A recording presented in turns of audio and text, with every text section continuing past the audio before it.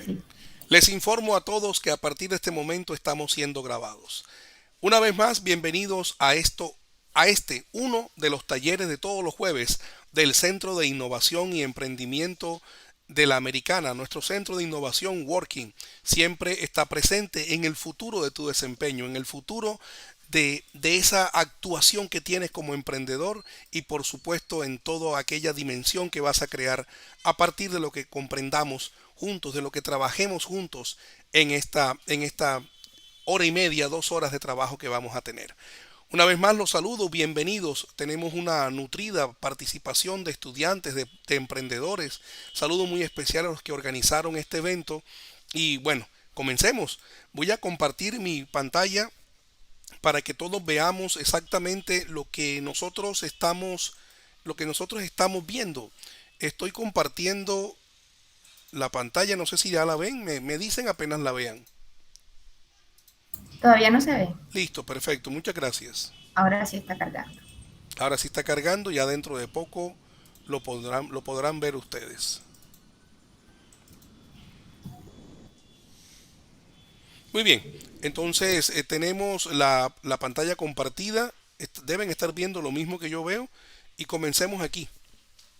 Vamos a hablar del modelo de negocio, que es ese asunto del modelo de negocio, exactamente qué es, exactamente de qué estamos hablando cuando hablamos de modelo de negocio. Voy a utilizar la metodología podcast, es decir, voy a conversar con ustedes, voy a dar mis opiniones y eventualmente les preguntaré qué opinan al respecto. Bueno, eh, hay diferentes formas de abordar el tema de modelo de negocio, pero creo que el modelo de negocio se aborda de la mejor manera cuando uno comprende que el desarrollo de una actividad económica es la clave fundamental para que se desarrolle la economía de un país. Entendiendo que la economía de un país entonces es el desarrollo mismo del bienestar, de la riqueza de ese país. En ese orden de ideas, entonces, el modelo de negocio es eso, es el desarrollo de una actividad económica. Por supuesto que en la historia de la humanidad se han desarrollado muchas actividades económicas. En un principio eran unas, después eran otras. Lo que les intento decir es que las actividades económicas que hoy en día se están desarrollando definitivamente no fueron las mismas actividades económicas que se desarrollaron, por ejemplo, en la época del descubrimiento de América, por ejemplo, en la época de la Revolución Industrial. Y definitivamente tampoco van a ser las mismas actividades económicas que se van a desarrollar en un futuro. ¿Qué actividades económicas se van a desarrollar en 2070, en 2100? Pues seguramente serán unas actividades económicas diferentes, por supuesto, soportadas por la inteligencia artificial. La inteligencia artificial de la cual hablaremos dentro de unos minutos. Exactamente qué es la inteligencia artificial, hacia dónde nos lleva la inteligencia artificial, es buena, es mala, todos esos mitos urbanos, esas leyendas que se están creando, construyendo a partir de este nuevo concepto, de esta nueva realidad que nos está impactando. Pero volvamos a nuestro tema. El tema nuestro es el modelo de negocio. Lo voy a repetir como están viéndolo en su pantalla. El modelo de negocio es el desarrollo de una actividad económica. Entonces, eh, una cosa que está en rojo, que desarrollado por una organización o por la industria. Eso lo aclararemos un poco más tarde. Pero, por ejemplo, actualmente podemos encontrar los siguientes modelos de negocio. Eh, por ejemplo, acá en las oficinas de la universidad, creo que todos saben dónde queda, en la calle 72 con carrera 43 quedan las oficinas de la Universidad Americana. También el campus universitario, una parte de ese campus queda acá. Y sobre la calle 72 hay varios negocios. Por ejemplo, hay negocios de comercialización de zapatos. La actividad económica es la comercialización de zapatos. Fíjense ustedes que todos los almacenes que comercializan zapatos conformarían un componente de esa industria Y el almacén, ya cuando hablamos del almacén de manera individual, entonces ese almacén es la organización. Una organización se diferencia de otra que hace su misma actividad económica porque a su propio modelo de negocio le pone una diferenciación. Entonces, pongamos otro ejemplo. Ahora estamos viendo, por ejemplo, la actividad económica que se llama delivery o entregas o domicilios, de la forma como ustedes la consideren mejor llamar. Esa es una actividad económica, es un servicio que se presta. Entonces, todas las empresas que hacen domicilio desarrollan el mismo modelo de negocio, o sea, la misma actividad económica, pero cada una de esas empresas lo desarrolla desde un punto de vista muy particular. Esto implica entonces que esa empresa diferencia el modelo de negocio que se muestra en la industria y lo hace específico, lo hace individual y por lo tanto competitivo. Entonces, ¿qué les parece si hacemos un recorrido, de pronto no estricto, no exhaustivo, pero si hagamos un recorrido por los modelos de negocios después de la Segunda Guerra Mundial? ¿Por qué después de la Segunda Guerra Mundial? Entre el comienzo del siglo XX y la Segunda Guerra Mundial se dio, por supuesto, la revolución industrial a finales del siglo XIX, pero los negocios se mantuvieron casi que intactos hasta la Segunda Guerra Mundial. Todos los modelos de negocio se mantuvieron intactos hasta ese desafortunado incidente que fue la Segunda Guerra Mundial y que, aunque fue un incidente desafortunado, como lo dije hace un momento, pues definitivamente marcó la historia de la humanidad. Entonces, fíjense lo que les quiero compartir. Eh, ¿Cuáles fueron esos modelos de negocio? Bueno, fíjense, ahí está. La gráfica indica que hay como especie de una fabricación. Y es que desde la revolución industrial, me refiero a la revolución industrial de las máquinas, de donde se pasó de taller a empresa, desde ese momento casi todas las actividades económicas se desarrollaban en la producción en masa, en la masificación de zapatos. Como ustedes lo saben muy bien, antes de la revolución industrial, los zapatos se fabricaban a mano, uno, por encargo. Era como quien encarga hoy día un carro de alta gama, un Bugatti, un Lamborghini o algo así. No todo mundo usaba zapato en esa época, entonces la gente de mucho poder adquisitivo decía, háganme dos pares de zapatos. O sea, hacer cuatro zapatos se demoraba muchísimo tiempo. Pero con la revolución industrial y más o menos hasta los años 50, incluso los 60, podríamos decir que todas las actividades económicas se desarrollaban orientadas a la fabricación en masa. Cuando nosotros hablamos de la palabra producción, para este contexto, perdón, cuando nosotros hablamos de la palabra producción, para este contexto es literalmente fabricación, fabricación de bienes. O sea, estamos hablando de modelos de negocios que su producto era un bien, es decir, era una cosa tangible, una cosa que se podía tocar y que por lo tanto necesitaba un proceso productivo duro que integrara partes, integrara componentes o por el contrario, destruyera partes, destruyera componentes para fabricar el producto terminado, el cual es un bien. Ahora, aquí otra clave es masa. ¿Qué significa masa? Que eran muchos, eran muchísimos los productos que terminaban saliendo. Por ejemplo, dejó de fabricarse una camisa, dos camisas, tres camisas y se fabricaron 50.000 camisas. Se fabricaron 100.000 camisas. Bueno, en esa época era mucho. Hoy día se fabrican 25, 30 millones de camisas por día. Eso es lo que significa masa, que pues termina siendo la masificación. Tal vez algunos de los que me escuchan son muy jóvenes y otros de los que me escuchan, como el profesor Milcar, no son tan jóvenes. En los años 90, por ejemplo, llegaban al mercado 30, 20 celulares por mes o por año más bien. Y ahora vienen millones de celulares. Samsung produce tal vez 1.500 millones de celulares por año. 1.500 millones. Eso definitivamente es una masificación. Y entonces la otra palabra clave que se tiene que estudiar es la eficiencia, que es obvio. Eh, si tú quieres asegurar que tu producción sea estable, continuada y además masificada, tienes que concentrarte mucho en la eficiencia. Y recordemos todos, que yo sé que ustedes lo saben muy bien, que la eficiencia es igual a los resultados.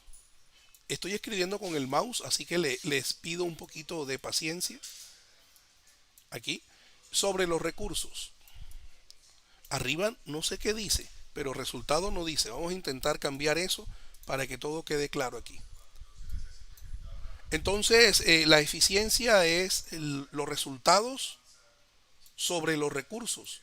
Lo que intento decir entonces es que como estamos entregando una muy alta producción, porque es masificado, la idea es mantener los recursos o bajarlos. Esa era la principal preocupación de todos los modelos de negocios entre los años 50 y 60. Por ejemplo, la fabricación de toallas higiénicas comenzó en esa época. La fabricación de papel higiénico, obviamente en masa. Estoy haciendo énfasis en la palabra masa, que significa masificado, la mayor cantidad de producción posible. Los desodorantes, los jabones. Pongámonos a pensar cuando esa industria de fabricación de jabón se desarrolló. ¿Cuántos jabones se fabrican al día? En aquella época se podrían fabricar cientos de miles. Hoy día se fabrican cientos de millones. Cuando usted va a un centro comercial, cuando usted va a una gran superficie, ¿cuántos jabones ve en una estantería? De la misma forma, en esa época comenzó a masificarse el negocio, o sea, la actividad económica del champú, de la fabricación de champú. ¿Se dan cuenta ustedes que todos los ejemplos que estoy poniendo yo tienen que ver con la masificación y la fabricación de bienes? Esto es bien importante. La fabricación de bienes. Ok, bueno, pero fíjense ustedes que también buscaban masificar sus economías de escala. La economía de escala es la capacidad que tiene una organización para disminuir los costos de acuerdo a sus volúmenes. Por supuesto. Si yo voy a fabricar 1000 volantes, me voy a gastar lo mismo o mis costos serán exactamente iguales que si fabrico uno. Entonces, usar economía de escala significa que cada vez que yo encienda la máquina para imprimir volantes, pues se impriman por lo menos 1000. Recuerden que también en los años 50 y 60 la publicidad no era electrónica, era impresa y por lo tanto la impresión de volantes era masificada. Necesito 1 millón de volantes porque esa era la forma de llegar al público en esa época. También podemos ver que existen la orientación a hacer las cosas bien. Esto es bien importante. Hasta la primera, perdón, hasta la Segunda Guerra Mundial, la consigna de los modelos de negocios eran how to make better, o sea, cómo hacerlo mejor, cómo hacerlo bien para que dure. Tal vez conocen historias de sus abuelos que le regalaron a sus papás relojes, Cornavin, Invicta, y esos relojes pasaron a ustedes. Como ustedes son una nueva generación, estamos hablando de su bisabuelo, se lo regaló al abuelo, el abuelo a su papá y su papá a usted. Y todavía el reloj funciona. Los famosos cordones de las planchas. Y yo entiendo que en esa época las planchas consumían más energía. No me estoy refiriendo a eso. Me estoy refiriendo a que los modelos de negocio de la época de los años 50 y de los años 60 se orientaba a hacer las cosas bien para que durara toda la vida. Hay una discusión de si eso es bueno para la economía o no. Es decir, si es una buena idea que los negocios o que el producto de los negocios dure tanto. Por acá tengo una mano levantada. Adelante, te escuchamos. Me refiero a Angie Paola Méndez. Sigue.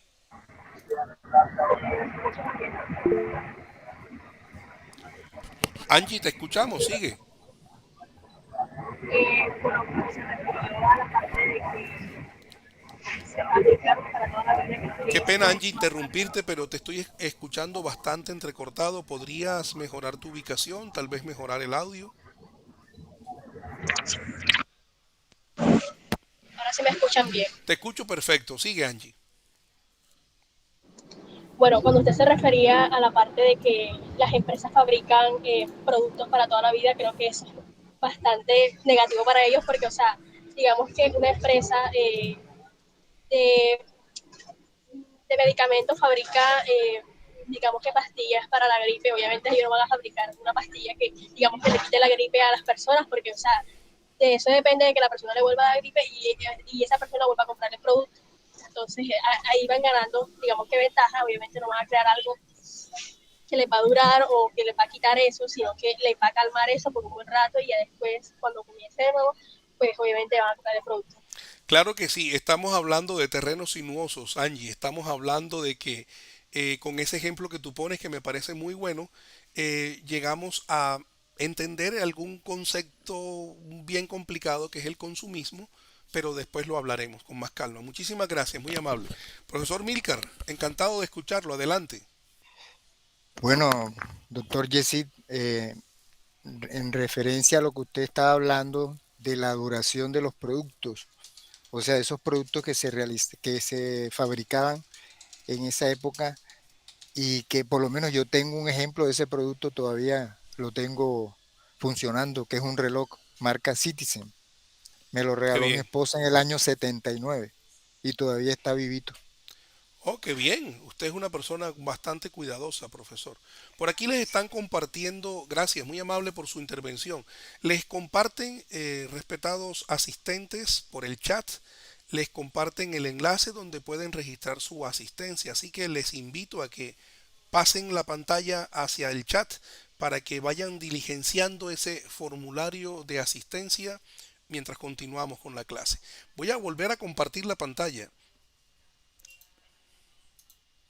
Aquí les estoy compartiendo la pantalla de nuevo. Seguimos con nuestra disertación. Estamos hablando entonces de los modelos de negocio de los años 50, 60 y allá unas posiciones de trabajo. Me parece muy interesante la posición de Angie que se da cuenta entonces que hacer las cosas bien, hacer las cosas eternas, no dinamiza la economía. Y eso es una discusión muy fuerte porque podría ser un resumen. Más tarde podríamos hablar de eso en lo que se referencia o tiene que ver con el desarrollo sostenible. Karen Andrea Celedón está preguntando por el enlace para que por favor Sandy o Graciela le compartan el enlace a la señorita. Ahí está de nuevo el enlace compartida por nuestra coordinadora del CIE y nuestra asistente supremamente eficiente Sandy. Bien, eso es lo que sucedía en los años 50, en los años 60. Vamos a repasar. La actividad económica que predominaba, el modelo de negocio que predominaba, era la fabricación de bienes. La fabricación de bienes. Por si acaso no he sido claro, lo voy a decir de manera más explícita. Eh, los productos pueden ser bienes, pueden ser servicios. Y desde hace unos años para acá también pueden ser ideas o experiencias. Así que si uno quiere decir productos y servicios, creo que tiene que corregirlo. Se debe decir bienes y servicios. Bienes, servicios, ideas o experiencias. Esa es la forma correcta. Continuemos. ¿Qué sucedía entonces en los años 70 y 80? A propósito, llamo la atención de todos ustedes para que vean las caras de las personas que están en las imágenes. Se dan cuenta que son unas caras distorsionadas. Espero que la estén viendo bien. Acérquense y verán esas caras de las personas que están en las imágenes. ¿Por qué estoy llamando tu atención? Porque esas caras, o más bien esa imagen y la anterior, fueron generadas por inteligencia artificial. Esta conferencia tiene un componente fuerte de inteligencia artificial.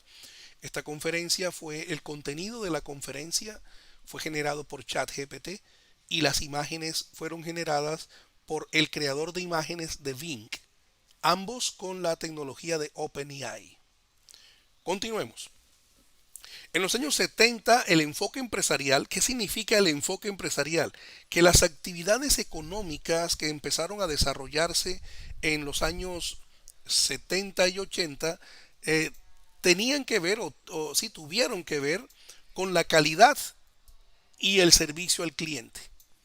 En ese momento la orientación de la empresa era hacia la satisfacción del cliente.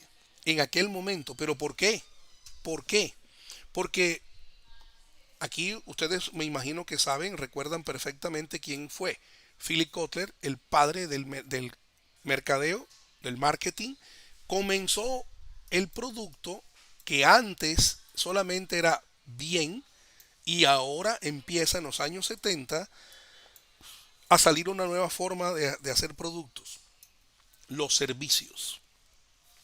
Entonces los servicios son productos que no se ven, que no se pueden inventariar. Tienen esa particularidad, no se pueden inventariar, no se pueden acumular, se realizan y se consumen de forma inmediata. El servicio no se fabrica, el servicio se realiza. Entonces los bienes se fabrican, el servicio se realiza y ambos se producen.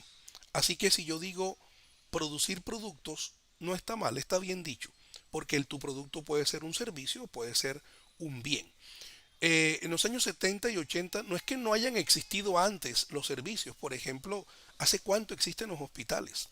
Y básicamente los hospitales son empresas que prestan un servicio. Lo que pasa es que en los años 70 y 80 fue el boom, el auge, la masificación, el despegue, la época de esplendor, el estallido de ese tipo de modelos de negocios. Empezó a verse el hospital o la clínica como una empresa supremamente eficiente que masificara su servicio. Eso es lo que intentamos decir con este asunto. Empezaron a prestarle atención a las necesidades y demandas. Es bien interesante demandas y necesidades, porque, por ejemplo, Kotler dijo que toda la persona tiene en su mente una necesidad, pero que esa necesidad está recubierta con un deseo y que ese deseo está recubierto con una expectativa. Eso lo dijo Philip Kotler. Entonces, antes de los años 70, básicamente solamente se concentraban en la necesidad, pero después de los años 70 empezaron a agregar valor concentrándose en los deseos, en las expectativas, y es a partir de los años 70 donde se crea la diversidad de marcas, la diversidad de características de los productos. Fíjense que aquí yo escribo productos y servicios, aunque aquí estoy hablando de los bienes y entonces ya estamos hablando de los servicios. Y empezaron a crearse nuevas palabras. La palabra consumidor, por ejemplo. Antes de los años 70 la única palabra que existía era cliente. Pero luego en los años 70 las empresas empezaron a entender que no todas las personas que te compran son tus clientes. Hay personas que te compran una vez y no te vuelven a comprar jamás. O que te compran una vez por año. Entonces, esas personas sí consumen tus productos, sean estos unos bienes o unos servicios, pero definitivamente no son tus clientes. Entonces, en los años 70 comenzaron las franquicias de los restaurantes de cadena. No es que existieran en ese momento, no, es que se masificaron. Por ejemplo, McDonald's, KFC, son empresas de servicio que se empezaron a masificar en los años 70 y 80. Comprendo que a Colombia llegaron en los 2000, pero desde los 70 y de los 80 empezaron a masificarse. Empezaron a crearse conceptos nuevos como el autoservicio. Y entonces, perdón, estábamos acostumbrados a llegar a un restaurante y ustedes saben que los restaurantes tienen muchos años de tradición. Sin embargo, insisto, para los 70 y 80 fue el gran despegue de los restaurantes. Regálenme un segundo.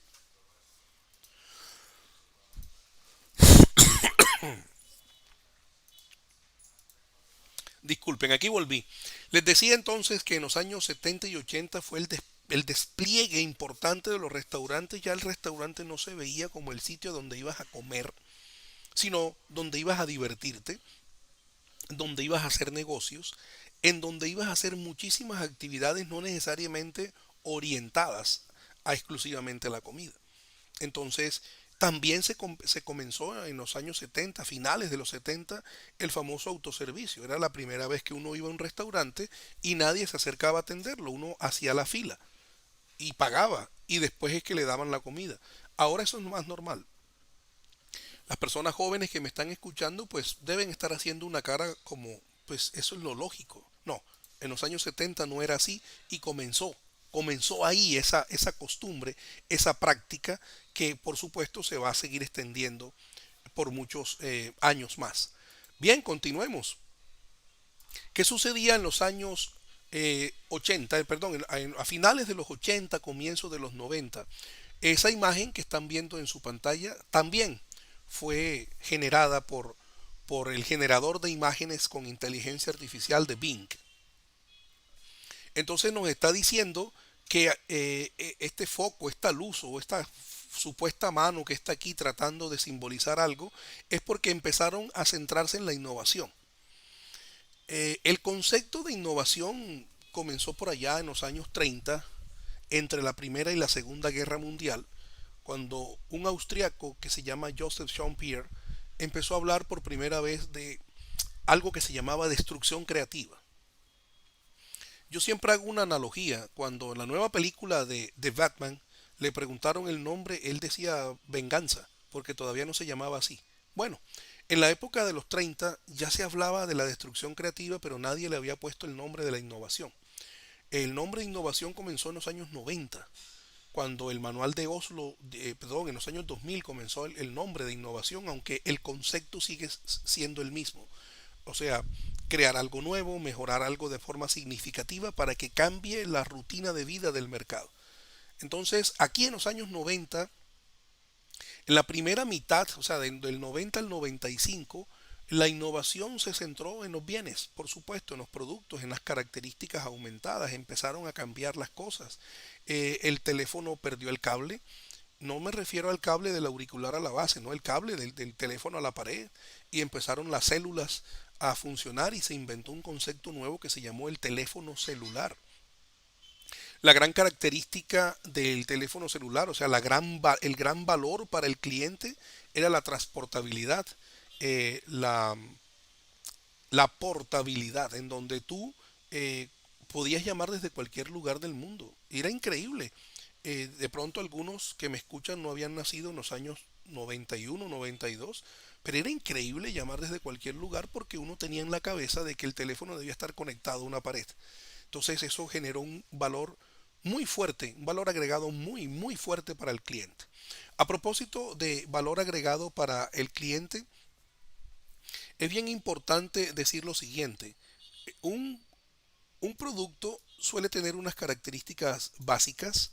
Ese producto también tiene unas características aumentadas y por supuesto ese producto tiene unas características no esperadas. Para poder pasar de características básicas a no esperadas hay que agregar valor. Y este valor se percibe de dos formas diferentes. Desde el punto de vista de la empresa, el valor agregado es la acumulación de costos. ¿Cuánto dinero me gasto para poner una característica aumentada a un producto que ya existe? Por ejemplo, hablamos de los años 90. Entonces, ¿cuánto dinero se gastó Nokia, que era el líder del mercado en aquella época, para para pasar de 256 colores en la pantalla a pasar a 25.000 colores? Yo me imagino que se tuvo que haber gastado unos cuantos dólares. Ese es desde el punto de vista de la empresa. Pero el valor agregado desde el punto de vista del cliente o del consumidor es, voy a comprar este celular porque tiene 25.000 colores. Ahora nosotros tenemos no sé cuántos millones de colores en la pantalla de nuestro celular, pero para nosotros ahora eso es lo más normal del mundo. Yo a eso le llamo el efecto gravitacional. Es decir, lo que antes fue no esperado, ahora simplemente es básico. Le digo la letra G o el efecto gravitacional. Los seres humanos somos insatisfechos por naturaleza. Lo que en algún momento nos sorprendió, hoy nos va a parecer lo más lógico, lo más normal. De hecho, lo vamos a exigir. Comprendo sus edades, pero aunque no me lo crean, los teléfonos existían con teclas físicas y tenía a lo sumo 11 o 12 teclas y con la misma tecla se ponía tanto números como letras. Yo creo que ninguno de ustedes acepta un celular así. Cuando yo por primera vez tuve un celular touch en mi vida fue una característica no esperada. Yo nunca en mi vida esperé que yo pudiera escribir en la pantalla. Pero hoy día, incluso yo, que soy mayor que ustedes, no acepto un celular que tenga tecla física por este efecto gravitatorio. Entonces, todo eso para explicar lo que significa el valor para el cliente. Aquí dice Angie que manejó un BlackBerry. Vaya, qué interesante, Angie. Manejó un BlackBerry, o sea que ella manejó uno de los primeros celulares con la famosa ordenamiento de teclas QWERTY. Yo me voy un poquito más atrás. Yo estoy hablando de los Nokia 1100 que tenían 11 teclas, los BlackBerry tenían 50 y pico. Bueno, pero excelente. Por aquí me dice Fernando que él tenía un Nokia 1100. Esos son, todavía están funcionando con la misma carga de batería. Son impresionantes esos Nokia. Excelente, Fernando. Muchas gracias Angie por su participación. Me dice Angie que en ese tiempo eran teléfonos que no todo el mundo tenía. Sí, estamos de acuerdo, estamos de acuerdo. Los BlackBerry en esa época no lo tenía todo el mundo, lo tenían personas con un alto poder adquisitivo. Y aunque no tenían touch, eran considerados de muy alta gama. Tienes toda la razón. Bueno, estamos hablando de los años 90. Se están acabando los años 90 y Clayton Christensen en el año 97, a propósito, Clayton Christensen fue la persona que acuñó el concepto de innovación disruptiva. Entonces empezó a decir que en los años 95 hacia el 2000, ya en la segunda mitad de los años 90, los modelos de negocio emigraron a realizar cambios para que sus bienes y servicios fueran innovadores y ya satisfacieran necesidades de consumo de alto nivel. O sea, que empezaran a crear expectativas. Empezaran a crear expectativas. Eso es lo que sucedió en los años 90. Entonces, por ejemplo, en los años 90, vamos a poner un ejemplo de una empresa de servicios, una clínica, un hospital, ya empezó a hacer ya no radiografías, sino ecografías, y esas ecografías podrían ser en 2D o en 3D, y ustedes saben que a partir de los años 2003-2004 esas ecografías son ahora 4D, no sé cómo se llama, total que el bebé se mueve, es como si fuera un mini video. Entonces ahí comenzó el asunto. La época de los 90 fue interesante porque se dividió literalmente en dos. Del 91 me dice John Llorente que ya hay 5D. Si pudieras activar tu micrófono y me actualizas, ¿qué es una ecografía 5D? Te lo agradecería muchísimo. Mientras tanto te voy dibujando esto. La primera mitad de los años 90 se crearon unas innovaciones duras, o sea, innovaciones que se podían ver en bienes, en productos tangibles. Y del 95 al 2000 las innovaciones fueron migrando a ser mixtas y después terminaron casi en los 2000 a ser blandas, o sea, de cosas que no se podían tocar. Por ejemplo, se inventaron o más bien se masificó la comida rápida. La comida rápida existe desde los años 50. Yo estoy hablando de la masificación, que en cada esquina había una venta de comida rápida y además que yo sé que la comida rápida sí se puede tocar, pero el concepto en sí es un servicio, el servicio de restaurante, empezó a considerarse eso, empezó a considerarse un servicio de restaurante. Bien, esos son los modelos de negocio de los años 90. ¿Qué sucedió después? En los 2000, estamos hablando ya de los 2000, estamos hablando del famoso Y2K. El año 2000 fue significativo porque hubo como un colapso social, como una pequeña crisis existencial y emocional en relación con la supervivencia de los sistemas de información. El año 2000, eh, por ejemplo, las personas que tenían una fecha de nacimiento en los años, yo nací en el año 72, por ejemplo, yo no escribía 1972, sino solamente 72 porque en aquella época el almacenamiento en los computadores era limitado y había que ahorrarse algunos dígitos. Entonces imagínate tú que tú comenzaste un préstamo bancario en el año 98 y ese préstamo bancario lo ibas a pagar en 10 años, o sea que se terminaba en el 2008. ¿Cómo sabía el computador si era 1998? ¿Y qué tal que no te pusiera esto, sino que te pusiera 1908. Entonces el banco se ponía a pensar, ¿será que me paga? ¿Será que no me paga?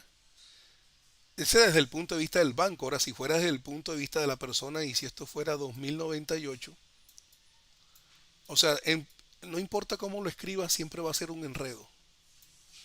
Entonces ese Y2K fue famoso por ese asunto.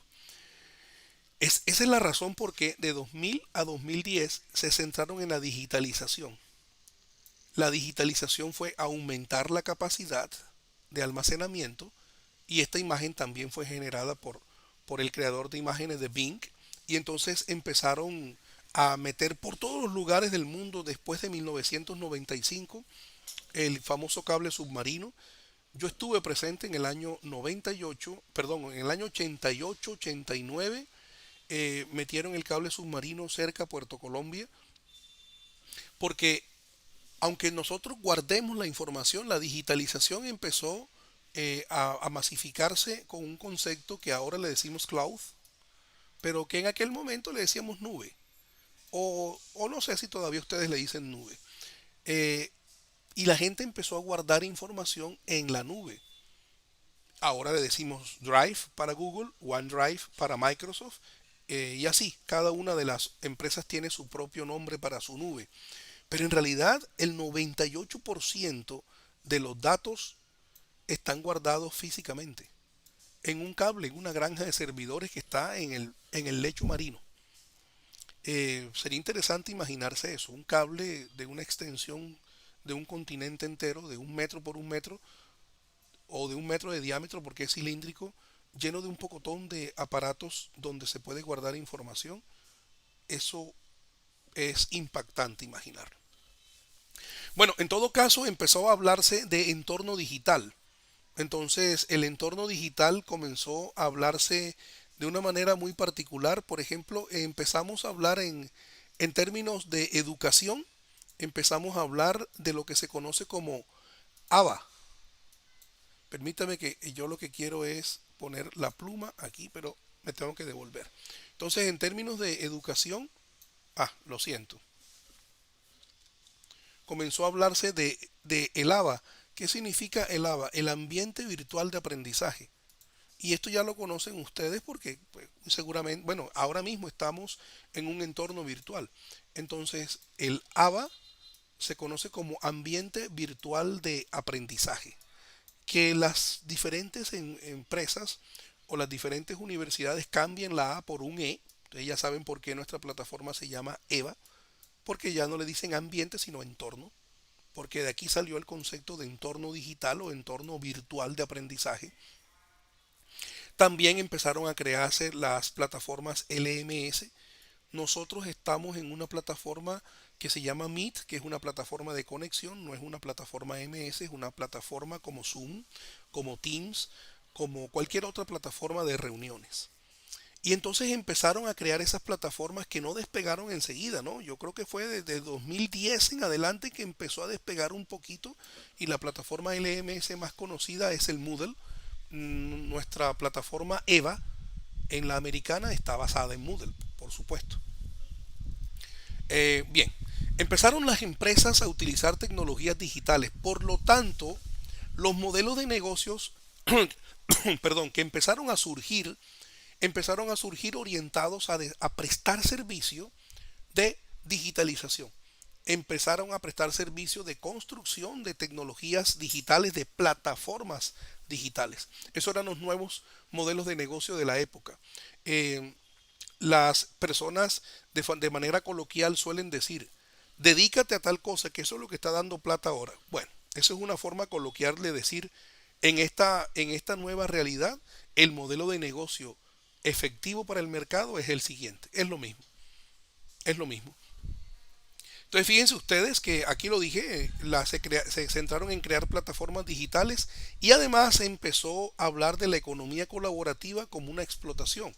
La economía colaborativa ha existido desde muchos años, incluso la economía colaborativa es primero que la economía ortodoxa, la economía de consumo que conocemos, la economía de bienes.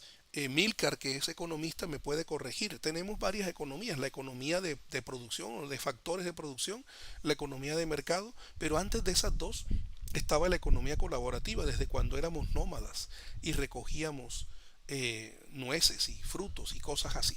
Empezó a verse la economía colaborativa como una forma de hacer negocios. Y comenzamos. Profesor Jesse, disculpe, Adelante, profesor. ya que escuché mi nombre. Además de esa economía está la economía de la atención, la economía conductual, la economía circular, etcétera, etcétera, que caben dentro de esos procesos. Muchas gracias.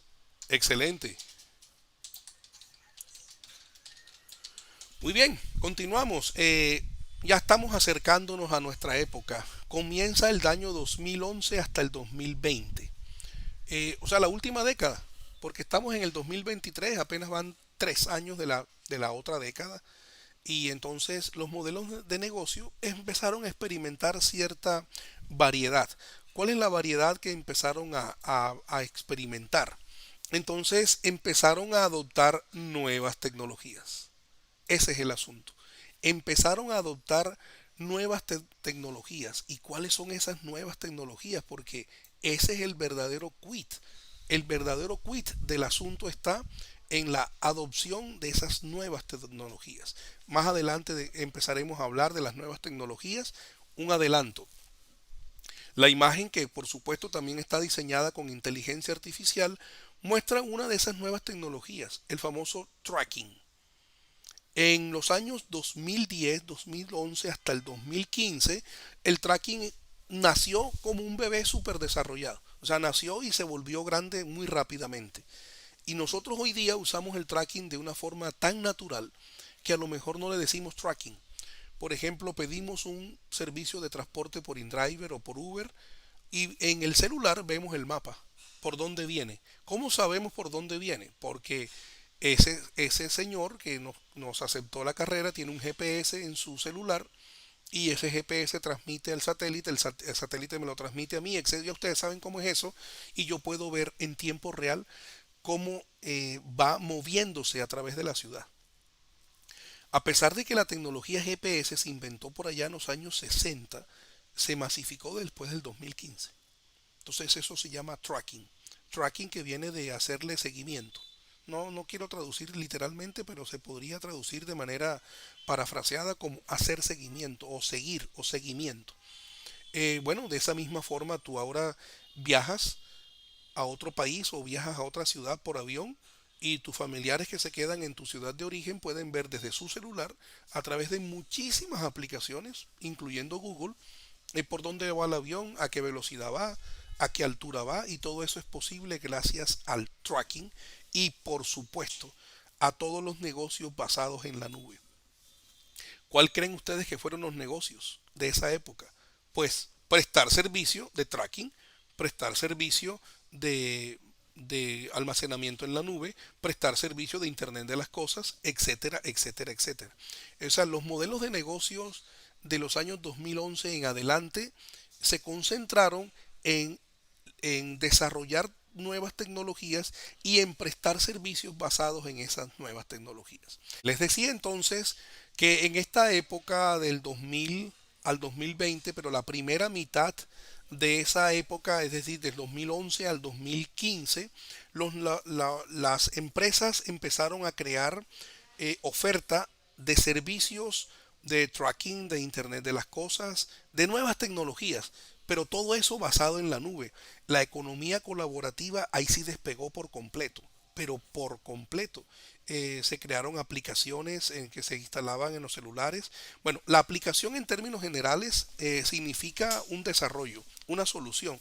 Ahora nos hemos acostumbrado a decirle aplicación a un software que se instala en un celular, pero por ejemplo Excel es una aplicación y es un software que se suele instalar o en celulares o en laptops o en computadores de mesa, pero al fin y al cabo es una aplicación. Es decir, es una solución particular para solucionar un problema determinado. Bueno, yo quiero detenerme hasta ahí y quiero escucharles. ¿Qué me dicen de esto que estamos viendo? ¿Quién me da un comentario respecto a lo que estamos viendo? Ya les voy a compartir de nuevo la pantalla. ¿Qué me dicen hasta ahora? ¿Cómo va la discusión? ¿Cómo se sienten? ¿Qué les parece? A ver, sus impresiones en términos generales. Excelente, profe, tiene un buen manejo del tema, excelente manejo del tema. Muchísimas gracias, muy amable. Karen, Andrea, Karen, ¿qué haces tú? ¿A qué te dedicas? ¿Cuál es tu modelo de negocio? Bueno, profe, yo soy empresaria, yo tengo ganado, tengo otros negocios como la comercialización de unas pijamas, pero estoy en el proceso de montar mi negocio, o sea, diseño y comercialización, o sea, producción y comercialización de las pijamas. Estoy en esa Excelente, excelente. Bueno, mira, eh, Karen, tú tienes dos negocios y estás hablando del negocio del diseño, la confección y la comercialización de pijamas. Eh, Muy seguramente tú habrás pensado que como estamos ya, me voy a adelantar a la conferencia, que como ya estamos en en el segundo cuarto, casi llegando, casi terminando el primer cuarto de siglo, del siglo XXI, ya tú podrás pensar que tú podrías hacer una fabricación de pijamas masiva. Es decir, que tú fabriques pijamas para vender en un año 1.500, 2.000 millones de pijamas y que la pijama tuya valga $10, $20 máximo. Esa es una forma como se están trabajando los modelos de negocio ahora. La forma de hacer el ingreso. Más adelante veremos los diferentes lienzos para escribir los modelos de negocio, pero usualmente uno asimilaba que la forma de recibir el dinero era vendiendo un producto y entonces tu empresa va a ser tan grande como tu área de influencia geográfica. Pero a partir del Internet de las cosas, área. a partir de la masificación, de la globalización de los servicios de digitalización, tú puedes vender 1.500 millones de pijamas al mes o al año. Entonces ahí viene tu verdadera preocupación. ¿Cómo va a ser tu sistema de producción? Eso lo podemos analizar más tarde. ¿Estamos bien? Profe, sí, o sea, tengo dos opciones. Como yo estaba comercializando y me llamó la atención que podía tener unos ingresos mayores si yo las diseño o sea, las produzco y las diseño yo misma. Entonces, como habla usted sobre la masificación, sí, en un futuro cercano, a corto plazo, pienso como que meterme en el negocio de la exportación de mis productos. Ahora, Eh, ya hago, como dice usted, haciendo el ejercicio masivo, o sea, una producción masiva claro, ahora para poder cumplir el mercado exterior. imagínate que tú cambies tu modelo de negocio y digas, no, pero yo no quiero producir, que la producción masiva, la comercialización masiva la hagan otros. Yo me voy a dedicar a subir un nivel de valor agregado y voy a dedicarme al diseño. Entonces yo le vendo mis diseños a Sara y Sara que fabrique y que comercialice masivamente. Le vendo mis diseños a Louis Vuitton, le vendo mis diseños a fulano y a fulano y con un solo diseño que vendas te ganas miles de millones de dólares dependiendo de tu cliente. Así es, profe, pero también estamos iniciando el negocio de esta forma. Yo mando a la producción, me la hacen en Medellín. Ok, O sea, perfecto. yo mando los diseños y ellos me están produciendo. Yo Estás tengo, contratando maquila, perfecto, claro, excelente. claro. Muy Estoy bien. haciendo ahora mismo, estamos haciendo ahora mismo eso. Muchísimas gracias, Karen. Muy amable. Orlando Luna, me parece que quieres decir algo. Tengo tu micrófono abierto. Con muchísimo gusto te escuchamos. ¿No? ¿Es simple coincidencia? Bueno, listo. Entonces, continuemos. Continuemos. Les voy a volver a compartir la pantalla y seguimos trabajando este tema, discutiendo este tema entre todos. Viene ahora entonces otro momento ya más cercano a nosotros. Eh, ¿Qué sucederá después del 2020? ¿Qué pasa después del 2020? ¿Hacia dónde vamos? Se pone interesante este asunto. ¿Hacia dónde vamos? ¿Cuáles son los modelos de negocio del futuro? No me sorprende lo que les voy a decir, no me sorprende lo que les voy a decir, porque del 2016 al 2020, por ejemplo, los negocios más destacados se basaron en inteligencia artificial. por supuesto. Entonces, ejemplos, ejemplos tenemos muchos. Eh, Está muy de moda la palabra que nosotros decimos, el algoritmo. El algoritmo de Facebook, el algoritmo de Instagram, el algoritmo de Google, el algoritmo de Netflix, el algoritmo. Ok, cuando nosotros decimos el algoritmo, nos estamos refiriendo exactamente a que existe un boot, o sea, una programación, un software que nos está tomando todas nuestras preferencias, las cuales explicitamos a través de las búsquedas que hacemos o a través de los likes que damos o a través de diferentes acciones que nosotros realizamos en Internet. Fíjense que Internet viene desde los años 90, pero ahora la están usando para captar información de nosotros. Entonces, toda la fabricación, más bien toda la orientación de los modelos de negocio entre 2016 y 2020 se soportaron en la inteligencia artificial, por ejemplo, Spotify, Netflix, Amazon. Es que si tú compraste algo en Amazon, prepárate para la segunda vez que abras ese website. Todo lo que va a salir es relacionado con lo que compraste, pero yo creo que ustedes lo sabían ya.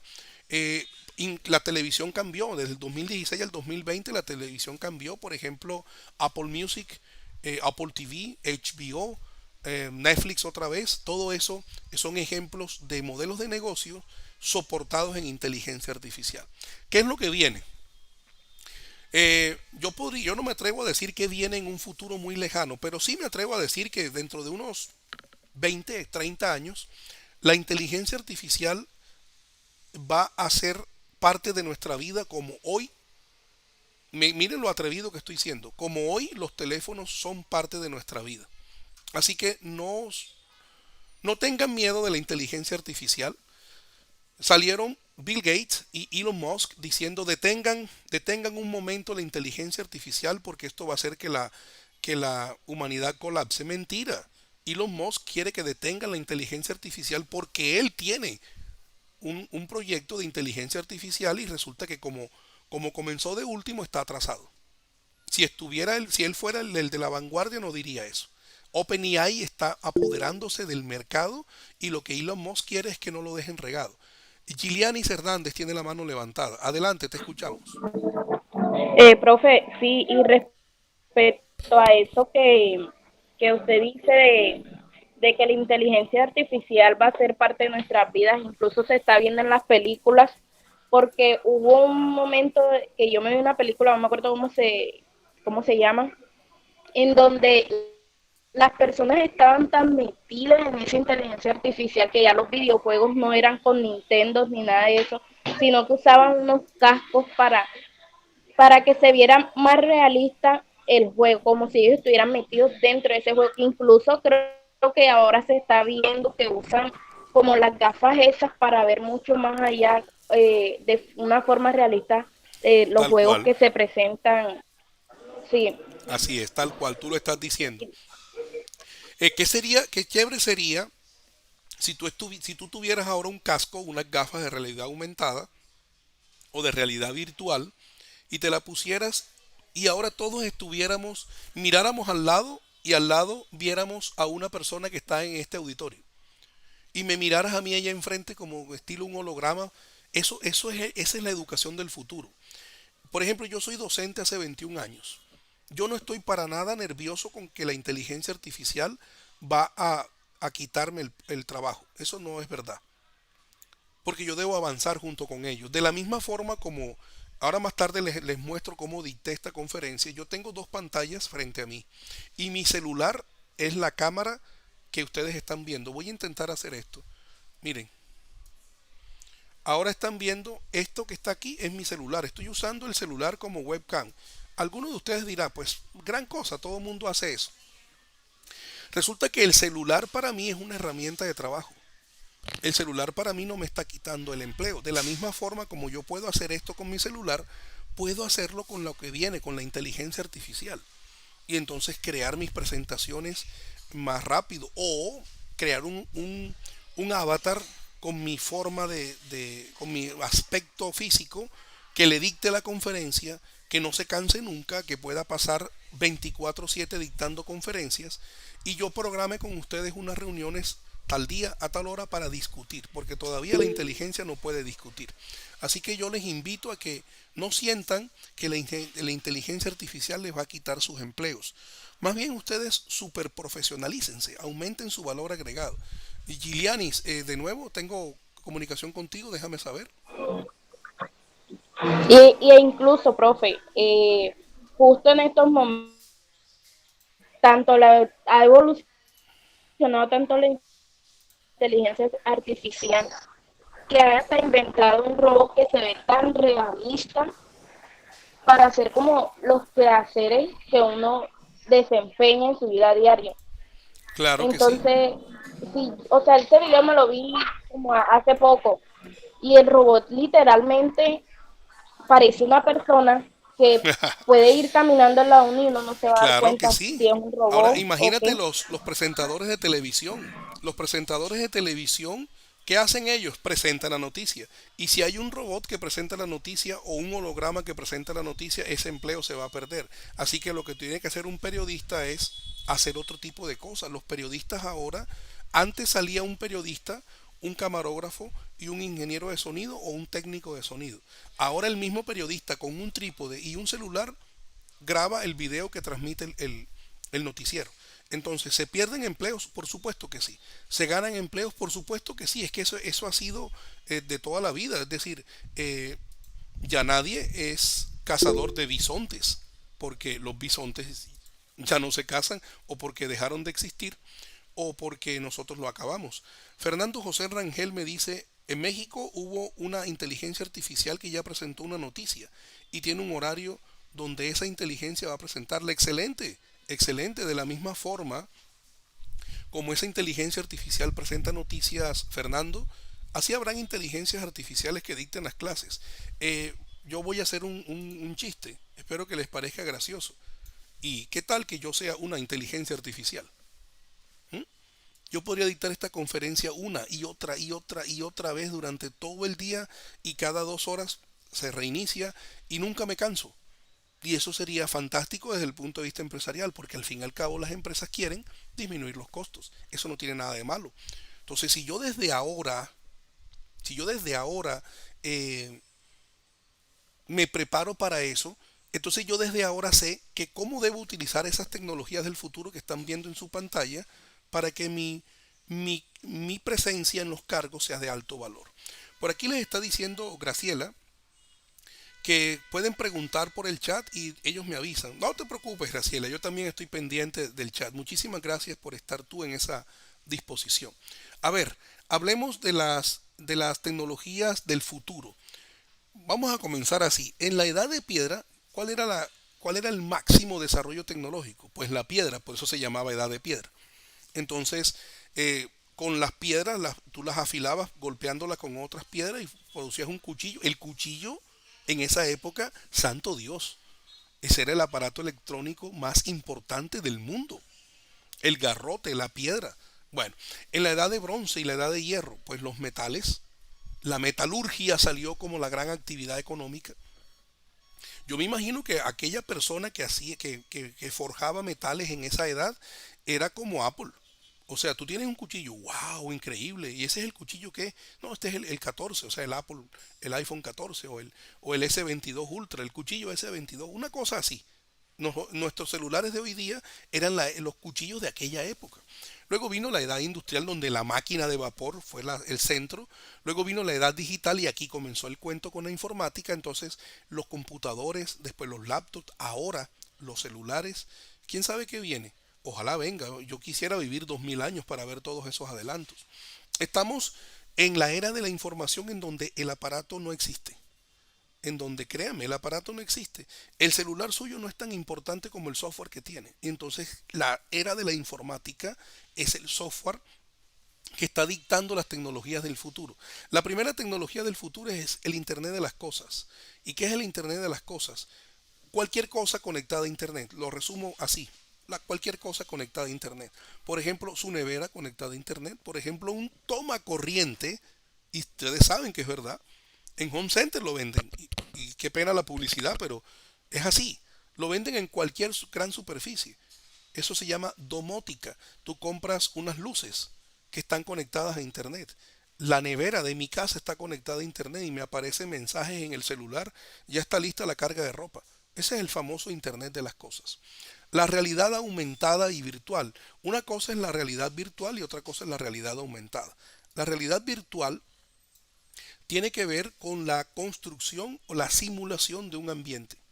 En cambio, la realidad aumentada es entregarle más información de lo que se está viendo en el ambiente real. Por ejemplo, tú te pones unas gafas de realidad aumentada y tú vas caminando por la calle y de pronto ves en la vitrina de un almacén un mueble que te llama la atención.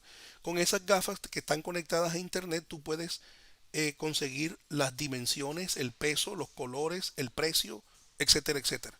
O sea, aumentada es que aumenta y virtual es que recrea.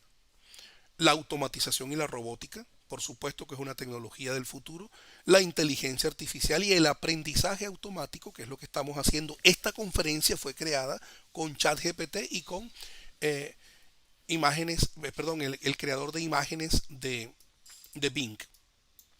Las criptomonedas y el blockchain también es es tecnología del futuro. Las criptomonedas comenzaron primero y ahora los países están respondiendo y tenemos el yuan digital, la moneda de China, tenemos el dólar digital, el euro digital, que tal vez no está masivo y no lo estamos utilizando, créanme, lo vamos a utilizar. En algún momento dejaremos de utilizar dinero, así como ahora mismo estamos utilizando dinero digital, el famoso IBAN con Nequi y todas las aplicaciones que existen, DaviPlata, Bancolombia a la mano, etcétera, etcétera. Dentro de poco utilizaremos el dólar digital y no nos daremos cuenta. Así como nunca nos dimos cuenta cuando pasamos de las monedas a los billetes. Bueno, y el famoso tracking, que a mi juicio es mi gran héroe, el tracking y el Internet de las cosas, wow, es fascinante. Es fascinante el tracking y el Internet de las cosas. A mí me parece fascinante estas tecnologías. Me dice Karen Andrea Celedón que las casas inteligentes se basan aquí en el Internet de las cosas. Las casas inteligentes están llenas de aparatos que están conectados a Internet. Muy bien, pero cómo se comparte al mundo cuál es mi modelo de negocio? Entonces para eso necesitamos un esquema o un formato. A ese esquema o a ese formato la gente le suele llamar lienzo. Entonces, ¿qué es el lienzo del modelo de negocio? Es una representación del verdadero modelo de negocio. Por ejemplo, si tú me dices, yo vivo en tal dirección y yo te digo, no sé muy bien, oriéntame. Entonces tú coges un pedazo de papel y haces un diagrama. Eso es lo que es una representación. No es tu casa, no es tu verdadera dirección, pero créeme que me orienta bastante. Entonces, con toda humildad, sin ninguna pretensión, yo creé este modelo. Porque, bueno, soy profesor y creo que la responsabilidad mínima de un profesor es crear sus propios modelos. Entonces creé este modelo que yo le llamé el formato CLEAN, porque CLEAN es mi empresa. Entonces yo tengo 5 bloques que si tú los respondes, te comienzas por el bloque número 1, luego sigues con el 2, es obvio, ahí están los números. Si tú respondes todas esas preguntas, estás identificando cuál es tu modelo de negocio. Pero yo entiendo que existe un lienzo mucho más conocido que el mío, que es el famoso modelo Canvas. Y se llama así, Lean Canvas. Este modelo lo creó Yesid Ariza y este modelo lo creó Alexander Osterwalder. Yo no voy a decir que el de él es mejor que el mío, porque no, porque uno tiene que tener punto honor. Pero sí voy a decir, obviamente, que el modelo de Alexander Osterwalder es el más conocido a nivel mundial, el que más se usa en las asesorías de emprendimiento y que es muy bueno, pero por supuesto que es muy bueno, absolutamente muy bueno. Lo recomiendo, por supuesto que lo recomiendo. Pero tanto el Lean Canvas como el modelo mío no son los modelos de negocio. Es un formato en el que se describe el modelo de negocio. Entonces, si hablamos de Alexander Osterwalder, yo comienzo diciendo cuál es mi propuesta de valor, luego digo cuál es mi cliente, luego digo cómo me relaciono con mi cliente y después digo cómo le entrego a mi cliente. Eso me permite saber a mí cuál va a ser mi flujo de ingresos. Es como si se dividiera en dos. Entonces viene una parte para acá esta parte que es la parte interna, cuáles son mis recursos clave, mis actividades clave que me dan los costos. Y además con quién me relaciono para pagar lo que tengo que pagar. Y eso me da una estructura de costos. Si yo comparo los costos con los ingresos, me daré cuenta si mi modelo de negocio es o no es rentable. Entonces los modelos de negocio, los formatos de modelo de negocio son eso, un formato. Pero no es el modelo de negocio. El modelo de negocio es la actividad económica. Pero ¿para qué sirve un modelo de negocio? Para esto. Un modelo de negocio sirve para encontrar la mejor manera de agregar valor a mi producto. Para yo entender cuáles son las características básicas, aumentadas y no esperadas de mi producto y cada día agregarle más características, que mi producto no se quede fijo en las características que actualmente tiene. Aquí parece ser que alguien llama mi atención. Con mucho gusto lo atiendo. Adelante, le escuchamos. Orlando, yo voy a... Sandy, si fueras tan amable, silencias el micrófono de Orlando. Es posible que haya tenido un accidente. Muchísimas gracias, Orlando. Muy amable. Listo, profesor. Muchas gracias. En todo caso, Orlando, por supuesto que siempre eres bienvenido con tus comentarios, pero es posible que haya pasado un accidente. Entonces seguimos acá. Yo debo encontrar la mejor manera de agregar valor y para encontrar esa forma debo compararme.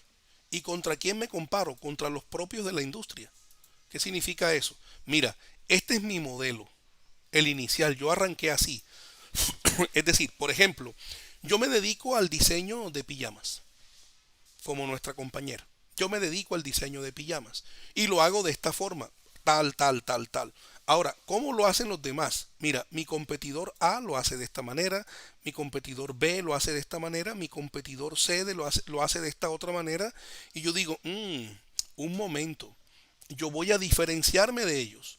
Mi producto, mi propuesta de valor va a ser muy diferente a ellos. Entonces, comparándome con los competidores de mi industria, porque recuerden, un modelo de negocio es una actividad que desarrollo yo o que desarrolla una industria entera. Y la industria está compuesta por clientes, por competidores y por proveedores.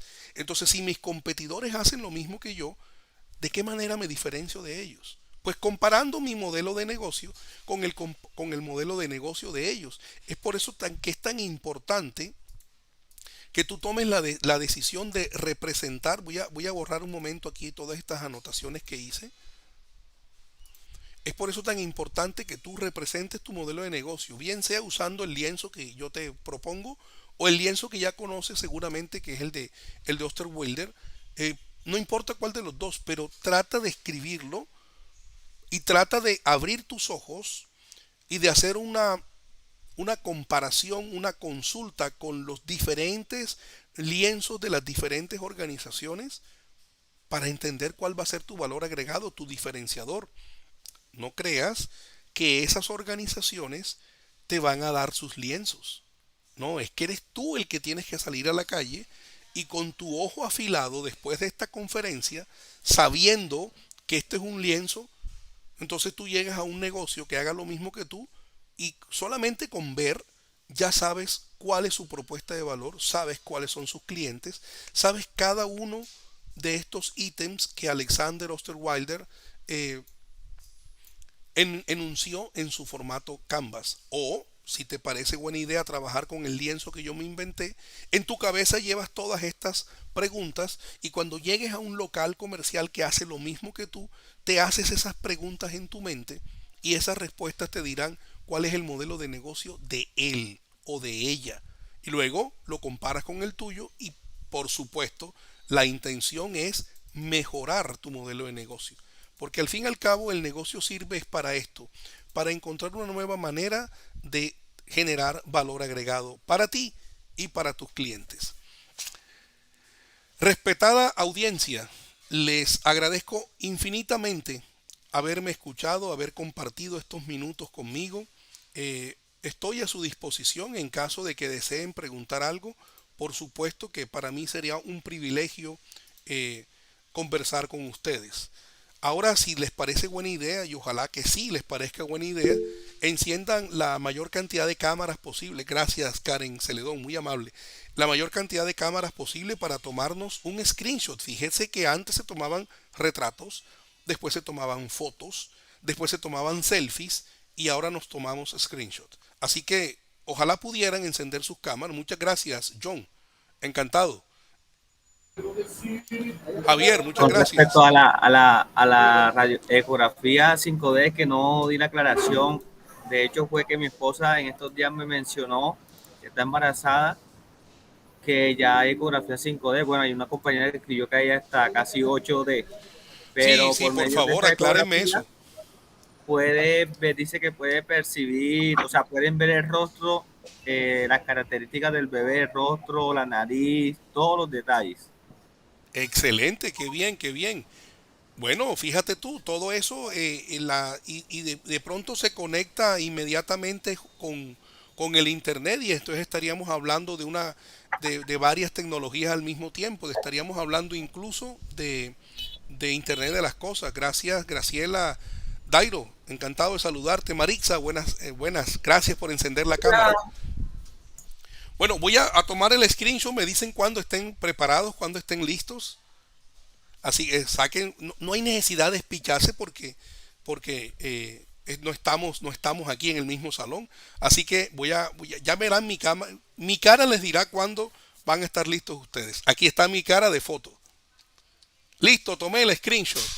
Entonces ahora lo voy a guardar y se los voy a enviar a través de Graciela o de Sandy o de Dairo. Yo se los mando a ellos y ellos con el listado de las asistencias muy seguramente les copiarán tanto las diapositivas como esto que estoy guardando ahora. Permítame un segundo, aquí está el taller del CIE. Listo, ya guardé, vamos a hacer un tour virtual. No se me vayan, espérense ahí, vamos a hacerles un tour virtual. Aquí estoy, esta es mi oficina, se desconectó. No se preocupen, ya regreso, lo que pasa es que moví el cable. Ahí está, esta es mi oficina. Esta es la oficina contigo, este es el CIE, no sé si lo conocen. No me puedo ir más para allá porque estoy conectado a través de cable. Estas son las oficinas del CIE. Y la oficina que está allá es de Dairo, ahí está. Dairo, levanta la mano, ahí está Dairo moviendo la mano. Listo, perfecto. Bueno, perfecto, muchísimas gracias por conectarse. Estoy usando mi celular como cámara web porque fíjense ustedes, igual ya yo compré el celular. Igual el celular es una herramienta de trabajo diario. El celular está preparado con unas cámaras poderosas y una webcam cuesta 400,000 pesos. Yo decidí no comprar webcam, decidí usar mi celular como webcam aprovechando esas tecnologías de las que hablábamos. Muy bien, entonces cedo la palabra, no sé, Dairo como director del CIE, Graciela como coordinadora, si quieren decir algo, está el auditorio a su disposición. Bueno, antes que nada, muchísimas gracias a todos por su disposición, a ti, Yesid, por impartir este gran tema, muy interesante para todos, muy nutritivo. Y bueno, no queda más sino enviar pues las diapositivas con la foto a cada uno de los asistentes. Tal cual. Y aprovecho para decirles también que el día sábado 29 de abril vamos a tener un taller presencial de 8 a 11, vamos a estar repartiendo pues la información a todos sus correos, como siempre, para que puedan asistir los que puedan venir presencialmente aquí al Centro de Innovación y Emprendimiento este sábado 29. Entonces, agradecerles y a ti, Jessy, pues muchísimas gracias por meterle todo Claro el que sí. entusiasmo. Me encantó. Por supuesto que sí. Un abrazo a todos. Felicidades. Javier Orlando Ojeda tiene un comentario. Disculpe, el taller es el sábado de qué hora a qué hora. De 8 de la mañana a 11 de AM. Tienes una mano Ok, levantada de muchas gracias. Javier Orlando Ojeda. Adelante, Javier. Profesor, hágame el favor, nos va a compartir la grabación de la excelente conferencia que nos ha dado. Gracias por tu comentario. Mira, yo voy a ponerte en un solo paquete las diapositivas que construimos, algunos videos que construimos, la foto que nos tomamos y la grabación, el enlace a la grabación. Eso se lo subo a Graciela y a Dairo y ellos se encargan de repartirlo con ustedes. Por supuesto que sí. Muchas gracias. Gracias a ti. Bueno, voy a detener la grabación. Listo, ya no estamos